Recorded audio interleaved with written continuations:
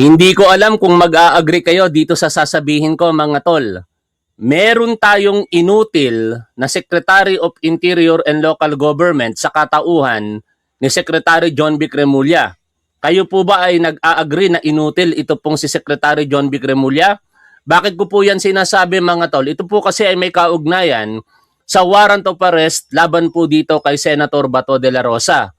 Matagal na po itong umuugong sa harapan ng publiko. In fact, kapatid niya nga po na si Ombudsman Boyong Remulla ang nagsiwalat nito sometime in October 2025. At lumipas po ang napakaraming panahon, pinag-uusapan po ito ng publiko. At higit sa lahat, uulit-ulitin ko, ito po dapat ay alam na alam ng Secretary of Interior and Local Government o kaya ng Philippine National Police. Bakit? As early as November 6, 2025, mga tol. Kaya pala nagtatago itong si Bato de la Rosa ay talagang totoo yung warrant of arrest, hindi po chismis lamang. Bakit walang nagawa ang Secretary of Interior and Local Government at ang PNP sa kabila ng napakatagal na pag-issue ng warrant of arrest November 2025 pa lamang? Di ba? Yan po ay sign ng incompetence. Yan po ay pagiging inutil. Walang kakayahan. Anak ng teteng na lang talaga ang masasabi po natin. Ito po, no? Yung mga maagang nagbabanggit kay Senator JB Ejercito, inaanunsyo ko na po sa inyo, no? Na siya po, ayon po sa kanya, ay hindi na po siya tatakbo sa pagkasenador sa darating na 2028. Kaya tatanggalin na po natin siya dito po sa ating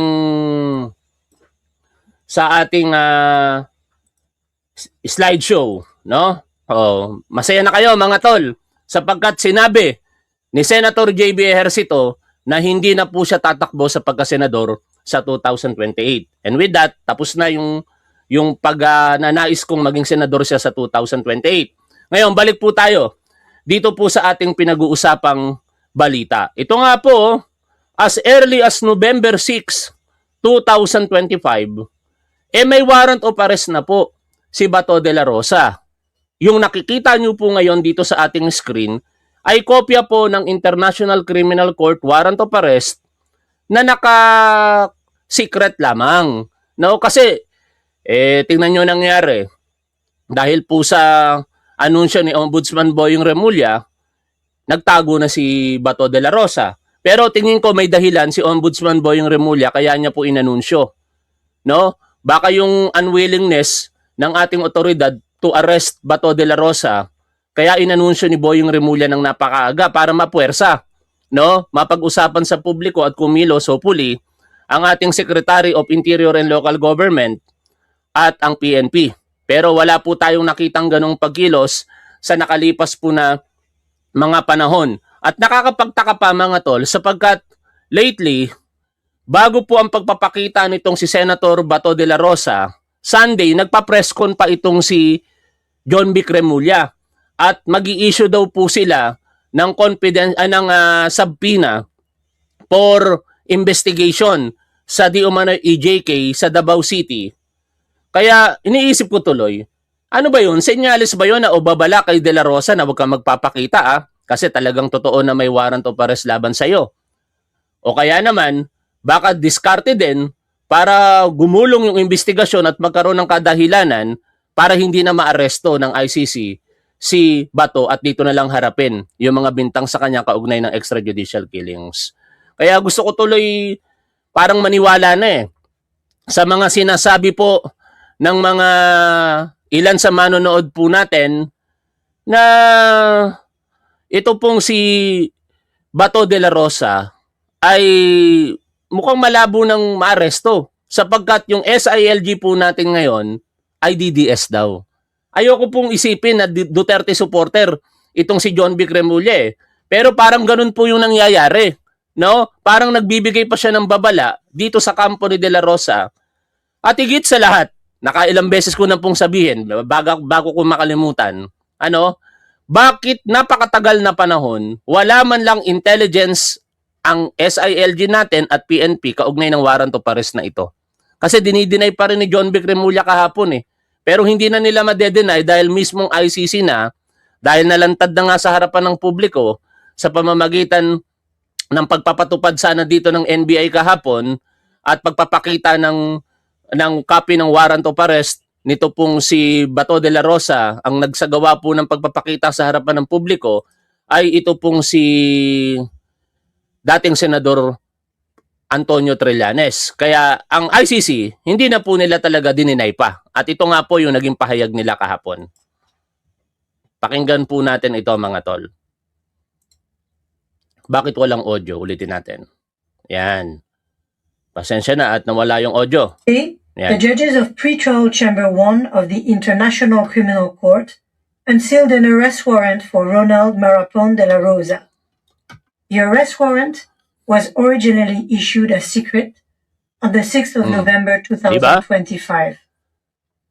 Originally issued as secret as early as November 2025. Kaya malamang mga tol, alam na ng gobyerno natin ito. Hindi ako naniniwalang hindi alam na Secretary John B. Remulla ito. Hindi ako naniniwalang hindi po alam ito ng PNP. Kasi ang mangyayari dito, kapag ka nag-issue ng warrant of arrest ang ICC, since hindi na po tayo miyembro ng ICC, i-coordinate nila ito sa Interpol. At ang Interpol naman, i-coordinate yan dito sa ating gobyerno. Kaya November pa lamang, malamang sa malamang alam na nila ito. Pero bakit walang naging aksyon? Ang nakakapagtaka pa dito, ipinagmamalaki pa ni Bato de la Rosa na siya'y nandito lamang sa Manila. Hindi po siya nakauwi ng Davao. Nandito lamang siya sa Manila for 6 months habang nagtatago at sumasahod. O, bakit hindi yon? Kapalpakan ba yan? Incompetence ba yan? O yung appropriate word talaga para kay Secretary John B. Remulla, pagiging inutil. Tuloy po tayo sa pakikinig po dito sa sinasabi ng ICC. Mr. de la Rosa is alleged to have committed the crime against humanity of murder at least between the 3rd of July 2016 and the end of April 2018, during which no less than 32 persons were killed in the Republic of the Philippines. The judges assessed the material submitted by the prosecution and found reasonable grounds to believe that Mr. de la Rosa is allegedly criminally responsible as an indirect co-perpetrator for the crime against humanity of murder.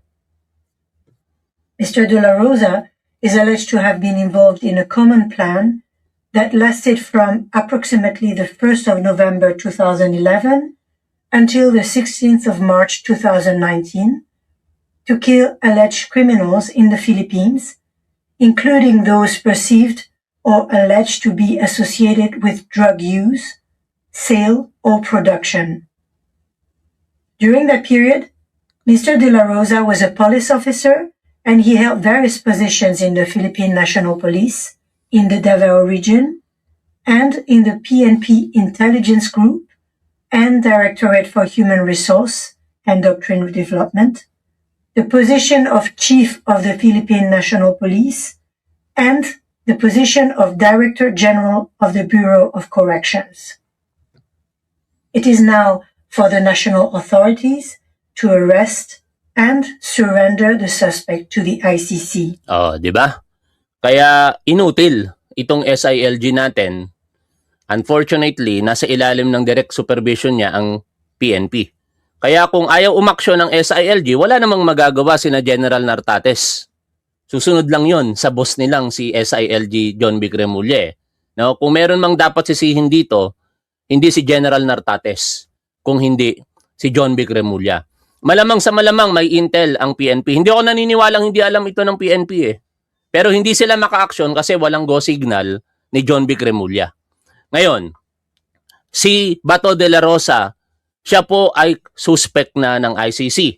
Ito na po yung pinakamahalagang termino ngayon na dapat malaman ng publiko.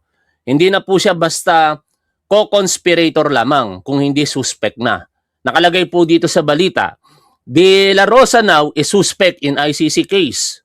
The ICC Office of the Prosecutor or OTP has welcomed the unsealing of the arrest warrant against Senator Ronald de la Rosa, who is now officially considered a suspect in the ongoing crimes against humanity case at the International Tribunal. Mr. De La Rosa, warrant of arrest is an important step in the office ongoing pursuit of accountability for alleged crimes committed in the context of the so-called War on Drugs campaign in the Philippines. Pero malamang sa malamang, alam nyo naman po ito, si De La Rosa kasi ang utak po ng Oplan Tokhang o technically called Project Double Barrel. No? Yan po ay ipinatupad sa isang memorandum circular ng PNP under his leadership noong 2016. Pulis pa po ako noon at bahagi po ako unfortunately ng drug war po na yan. The office will continue to work closely with the registry and all relevant stakeholders to facilitate the execution of the warrant.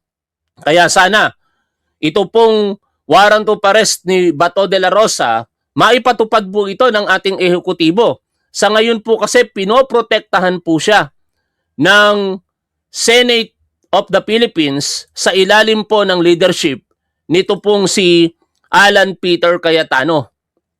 At meron pang pasabi-sabi ng ganito si Senate President Alan Peter Cayetano.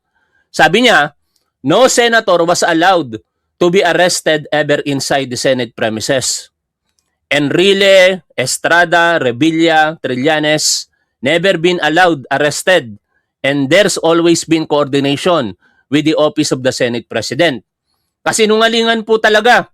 Kaya ako, wala akong tiwala sa mga madalas nagsasalita ng salita ng Diyos sa harapan ng publiko, ng mga public servant eh. Kasi bakit? Kadalasan kabaligtaran po yung ginagawa nila.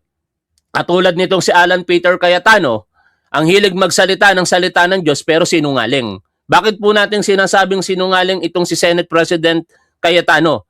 Kasi ang mismong halimbawa na inaresto sa loob ng Senado while in session ay si dating Senador Antonio Trillanes. Kaya kahapon, sinabi po ni Trillanes ang mga sunusunod. Anong pinagsasasabi ni Alan Cayetano na wala pang naaresto sa loob ng Senate? Ano to? Back in 2018, Makati RTC issued a warrant against me for rebellion and it was served by the PNP while the Senate was in session. The arresting PNP personnel read to me the Miranda rights while I was at the executive lounge beside the Senate session hall. At ito po yung ebidensya. Ipinost po iyan nito pong si dating Senador Antonio Trillanes sa kanyang Facebook page. Makikita nyo po dito sa video na shinare niya po kung paano po siya inaresto ng PNP nung mga panahong iyon. Yan o. Di ba? Kaya sinungaling talaga si Alan Peter Cayetano. Senador po siya niyan. At ang Senado po ay in session. Hindi po pwedeng i-shield ng Senado ang isang senador sa pamamagitan po ng sinasabi nilang parliamentary immunity from arrest. Dahil lang nakalagay po sa ating saligang batas na mapapakinggan din nyo po sa pagpapaliwanag mamaya ng isang abogado at even sa interview ni dating Senador Trillanes, ay ang kaparusahan lamang ng hindi lalagpas sa 6 na taon, pwedeng ang isang mambabatas ay hindi po arestuhin ng ating otoridad sa bisa ng warrant of arrest. Malinaw po na nung mga panahong iyon, kaya walang magawa si dating Senador Trillanes dahil ang rebellion ay may kaparusahan ng reklusyon perpetua o pagkakakulong ng 20 years and 1 day to 40 years. Samantala, comparatively speaking, ito pong si Bato de la Rosa ay kumakaharap sa kasong crimes against humanity na may kaparusang mahigit po sa 6 na taon. Kaya hindi po pwede ayon sa mga legal expert na igiit ng Senado na i-under protective custody itong si Bato de la Rosa dahil nga po hindi po siya immune from arrest. Ito po ang patunay, si dating Senador Trillanes. You have the right to appoint on choice, independent and competent. If you cannot appoint one, the government will provide.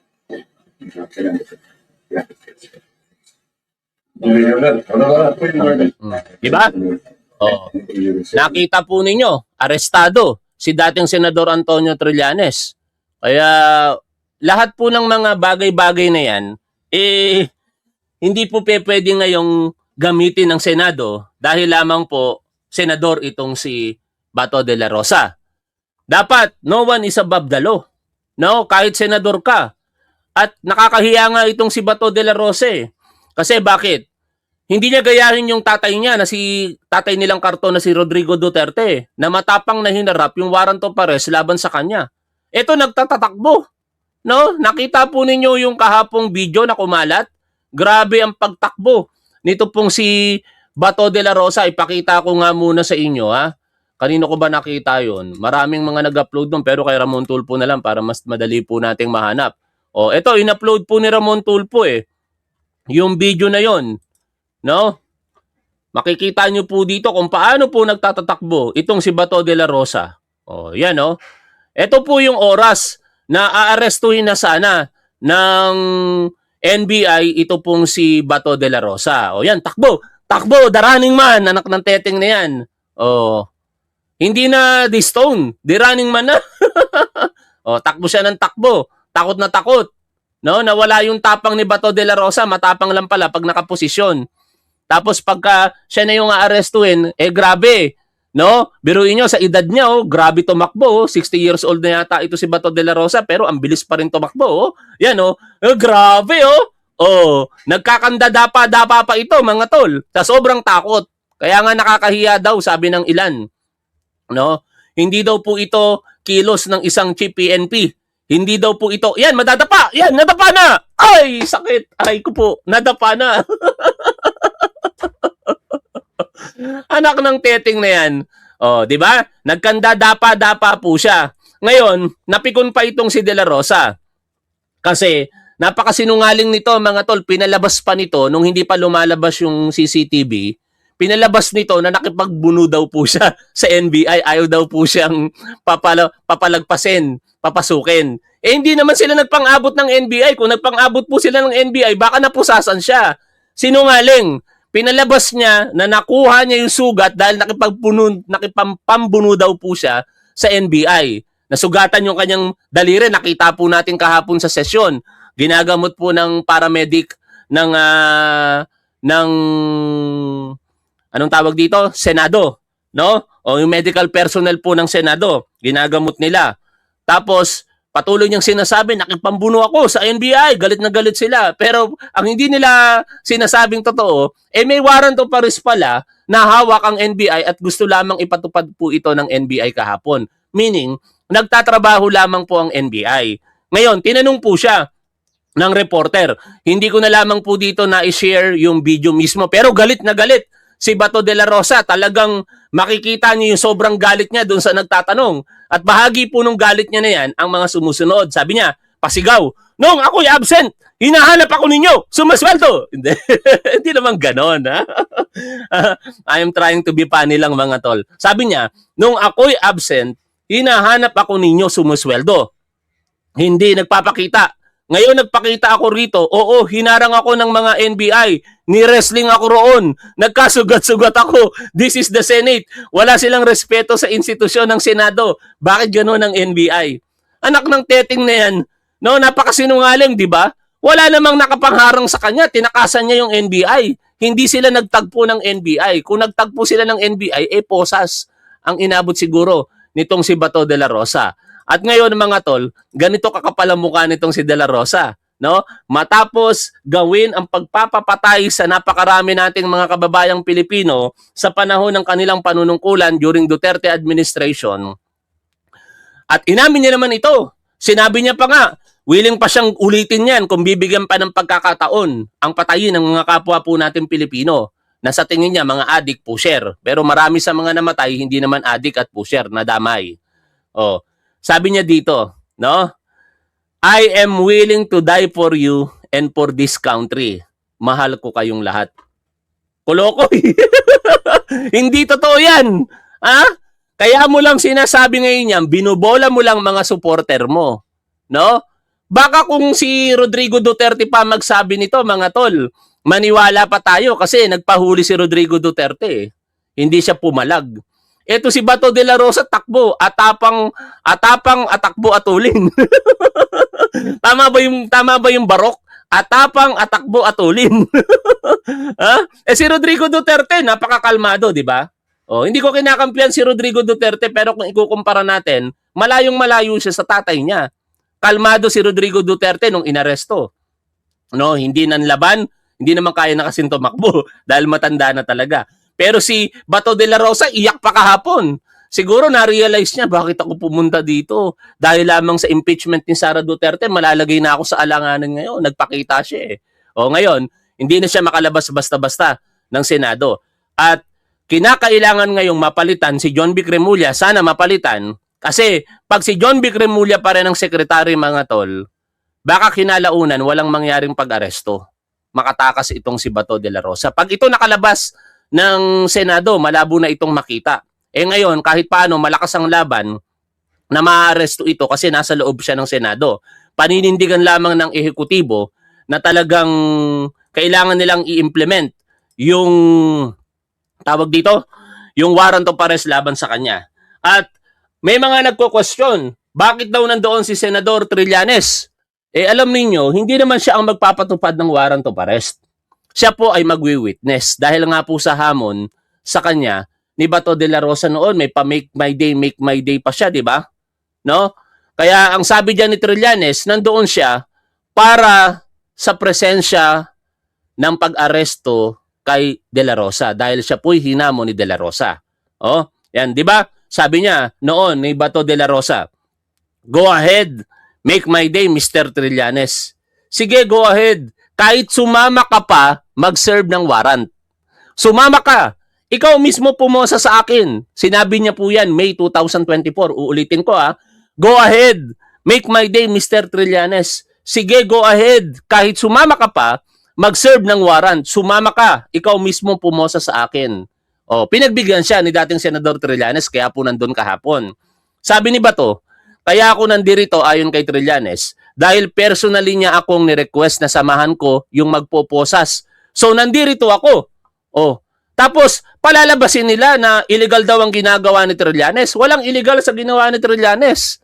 Hindi naman siya ang magpapatupad ng warrant of arrest kung hindi ang NBI sa pagkakataong iyon, pero iwi-witness ni Trillanes kasi hinamon siya nitong si Senador Bato de la Rosa.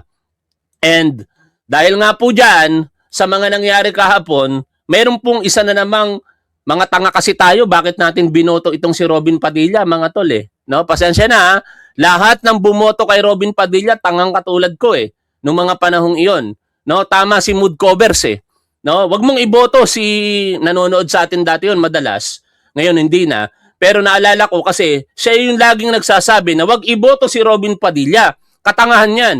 Naniwala pa rin ako sa unity team nung mga panahong ngayon. Binoto ko si Robin Padilla. Kaya ito tuloy, tanga tuloy ako ng mga panahong iyon. At tama si mood covers. Ngayon, etong si Robin Padilla, talagang ewan ko kung anong utak meron ito. Sabi niya pa, matatawag nating bayani ngayong oras na ito si Senator Ronald Bato de la Rosa. Saan banda? Anak ng teteng na yan. Hindi siya bayani ng Pilipinas. Kung itinuturing yung bayani, si Bato de la Rosa, bayani para sa mga Duterte. Siya po ay bayani para sa mga Duterte. Hindi sa Pilipinas. Biruin mo, ilalagay mo sa alanganin ng sarili mo ang iyong kalayaan, kaligtasan para lamang kay Sara Duterte, para lamang sa mga Duterte. O kaya inutupo ito si Bato de la Rosa ng mga kasamahan niya sa Senado. Huwag kang mag-alala. Kapag nagpakita ka, magiging Senate President na si Alan Peter Cayetano, poprotektahan ka namin dito sa Senado. Naniwala naman siguro. O kaya sa isang banda, baka sinasabi ng iba, wala namang warrant of arrest. Kaya pumunta ka na lamang dito, hindi ka maaaresto. Merong warrant of arrest, kaya siguro umiiyak kahapon. Nagkamali siguro siya. Iniisip niya, bakit ako nagpunta dito? Hindi na ako makakapagtago. Lagot na ako dito. Pero whatever it is, that is under the bridge, water under the bridge na nga, ika ng iba. Kaya ang usapin na lamang dito ay ang pagpapatupad ng warrant of arrest laban po dito kay Bato de la Rosa, na mas maipapaliwanag po sa atin mamaya sa interview kay Atty. Cañosa, dating Integrated Bar of the Philippines President, at kay dating Senador Antonio Trillanes. Pero ito pa po, yung mga naging kaganapan kahapon, nag-livestream pa itong si Bato de la Rosa kagabi at may mga mayayabang pang pananalita, At ito, yung sinasabi ko sa inyo na ewan ko kung anong tao ito kasi Hindi naman mabuting tao mga tol ang magpapapatay ng libu-libong tao. Demonyo po yon. Nagtataka lamang ako, meron siyang Lord na sinasabi. Sabi niya, despite the fact na grabe yung preparasyon nila para hulihin ako, nalusitan pa rin natin sila dahil nandyan si Lord. Sino kaya Lord? Ang sinasabi niya, no? Kasi hindi ako naniniwalang ang Panginoong Jesucristo o ang ating Diyos ang sinasabi nito. Hindi papahintulutan ng ating Diyos na katigan ang isang taong demonyo na ayon sa akusasyon, libo-libong tao ang pinapatay at inamin niya naman mismo ito. No? Tapos meron pa siyang sinasabi para kay Pangulong Bongbong Marcos. Sabi niya, BBM, wala kang personal na galit sa akin. Alam ko yan. Sana naman bilang Pilipino, protektahan mo rin ako. Hindi yun dapat, Bato de la Rosa.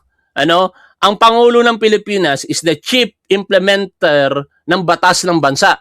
Kaya kung ang batas ay tumutukoy para arestuhin ka, dapat ang gawin pa nga ni Pangulong Bongbong Marcos, siguraduhin na arestado ka. Yan ang aabangan natin sa mga susunod na pagkakataon. Ano ang gagawin ng ehekutibo para maaresto itong si Bato de la Rosa?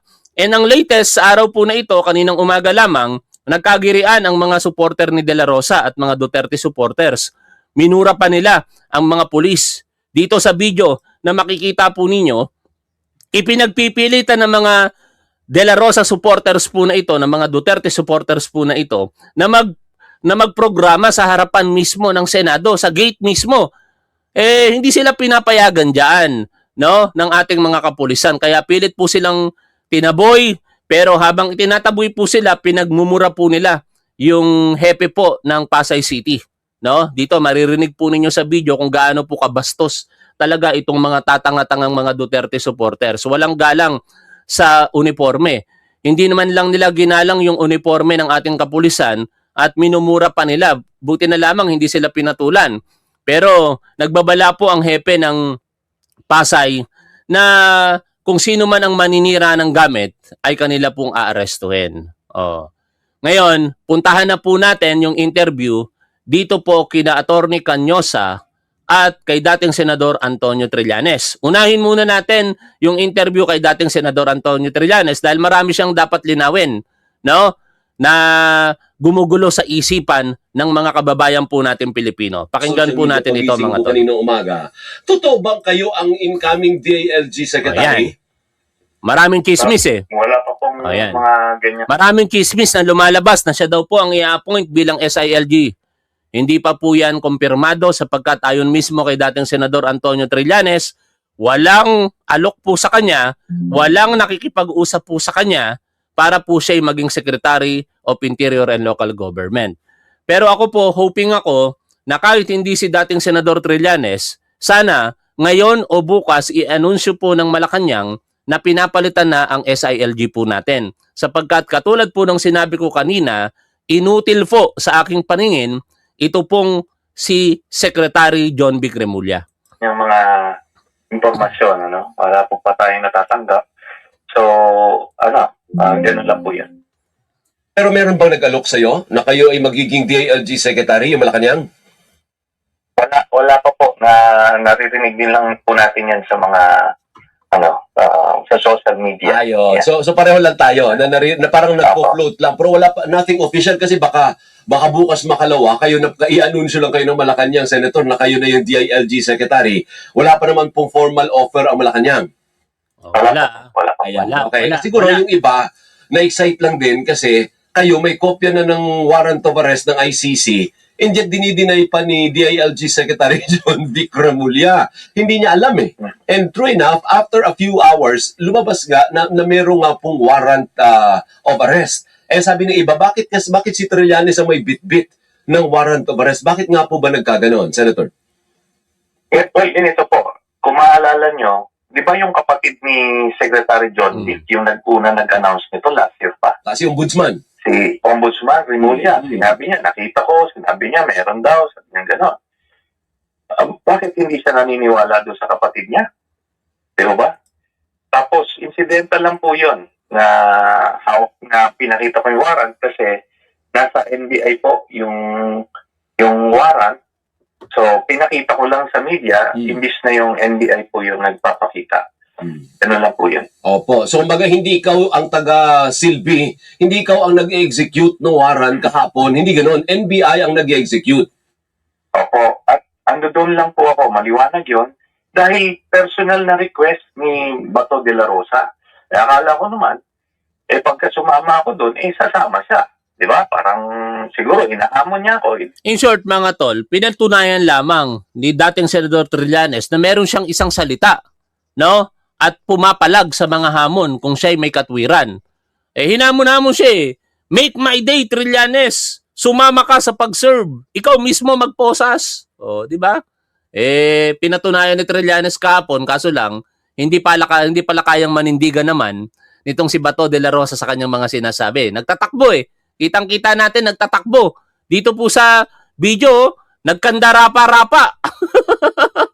Sa pagtakbo yan, no? Di ba? Atakbo, atulin. Atapang, atakbo, atulin. No? Ganon si Bato de la Rosa, nagkandadapa-dapa, Ito, yan. Oh, aray ko! Kaya pala nadali yung kamay. Sa sobrang takot, nagkandadapa-dapa. Anak ng teteng na yan. Tinanggap ko lang po yung hamon. Yung pala, tinanggap ko yung hamon, pero maduduwag naman pala sa ibang usapan po yun. Parang takot na siya. Takbo na takbo kahapon, nadapa pa tuloy. Sabi niya may nagka-wrestling daw, wala naman wrestling Ay, sa nako. video. Nadapa siya, kaya nagkasugat yung daliri niya. Yun na nga po, no? Kaya talagang malaking kahihiyan yung ginawa niya. Pero I agree. mainam na rin po yun dahil... Mga tol, naniniwala ba kayo sa sinabi ni dating Senador Trillanes? Malaking kahihiyan ang ginawa ni Bato de la Rosa. I-comment nyo naman po, yes or no, kung kayo po'y naniniwala na malaking kahihiyan yon. Saka wag nyo kalimutan mag-subscribe. Maraming nanonood sa atin. Salamat sa inyo, mga tol. Like and subscribe po kayo and i-share nyo na rin po. Uulitin ko yung tanong. Naniniwala ba kayo na malaking kahihiyan ang ginawa ni Bato de la Rosa? Kitang-kita po dito sa video. Grabe, nagtatatakbo, atulin at takbo. Atulin at takbo, atapang, atulin at takbo. Ewan ko kung ano yung barok na yun, basta yun na yun. Yan. Takbo, atulin, adapa. Yan. Grabe. Yun na nga, prior to this, kung hindi siya nagpakita kahapon, kung nagtagulang siya, malabong mahanap po ni Secretary John Dick. Kasi nung Sabado, may mga dragnet pa siyang sinasabing 10,000 pulis. Yun ang masaklap. Yung pala wala naman. Diba? Tapos kailangan, andyan na. Nabigyan na siya ng pabor ni Bato, kailangan hindi na makalabas yan. Ganun po yan. So ano dapat ba ang gawin ng mga otoridad? Kasi kagabi po, yung last na monitor natin ay na isinailalim sa protective custody. Senator Sani, ano po? Ay, mga tol, sinasabi ninyo ay hindi na... nakalimutan ko. Ito pala yung sinasabi na 10,000. Ito yung sinasabing 10,000 katao na dadalhin nitong si John Vic Remulla, ang inutil po nating Secretary of Interior and Local Government. Hindi, nagpapatawa lang ako. May nag-send lang na special na tao sa atin ito. Ay, pinakita ko lang sa inyo. 10,000 katao. Ito. Wala. Puro drawing lang pala itong si John Vic Remulla. Dapat sa executive, you enforce the warrant. Ganun ba dapat ang gawin ng DILG o DOJ? Opo. Ganito po yan. Wala pong protective custody na sinasabi na Opo. may isang international criminal, international fugitive na kukupkupin ng Senado. Wala pong ganon. Ang nakalagay sa konstitusyon, yung senador na may krimen na 6 years or below. Tama. Yun po ang protektado siya while Senate is in session. Pero napakita ko na before, ako po mismo ay inaresto sa loob ng Senado, binasahan. Ayan, pinakita na natin kanina yung video mismo, mga tol. At ini-echo ngayon yan ni Attorney Canyosa, no? Sa interview po kay Attorney Canyosa ng DZMM, yan po yung sinasabi niya, no?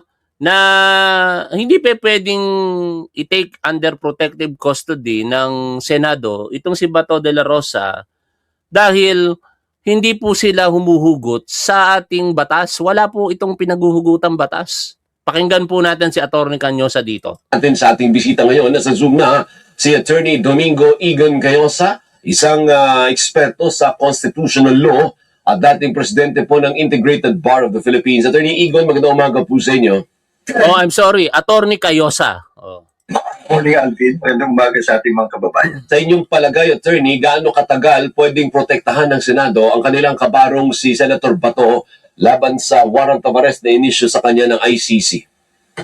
Well, temporary lang yan para siguro maiwasan ang gulo, pero sa totoo lang sa batas, wala silang poder at karapatan na i-shield si Senator Bato from arrest sapagkat yung warrant of arrest, ang sinasaklaw ko nito, crimes against humanity. At ang penalty sa crimes against humanity, more than 6 years. Kaya hindi ko mag-a-apply. Yan, narinig po natin ha. At ako'y naniniwala sa kanya. No? Sa mga sinabi po na yan ni Attorney Cayosa at dating Senador Antonio Trillanes at marami pang mga legal expert, wala talagang pinanghuhugutan na batas ito pong ginagawa ngayon ng bagong Senate President para protektahan ito pong si Bato de la Rosa. In fact, nakakahiya nga po ang ginagawa nila ngayon. Biruin mo, international fugitive or criminal itong si Bato de la Rosa. Siyempre, ni-enjoy niya pa rin yung presumptions of innocence pero suspect siya, international suspect, itatago mo sa Senado dahil isa siyang senador. Nakakahiya po ito pong ginagawa ng Senado sa pamumuno ngayon nitong si Alan Peter Cayetano. At hanggang dito na lamang muna mga tol. Maraming salamat kay Bermi Pogi sa iyong super sticker. Shoutout po sa inyong lahat. Lagi po nating tandaan kung ano po ang tama at dapat doon po tayo.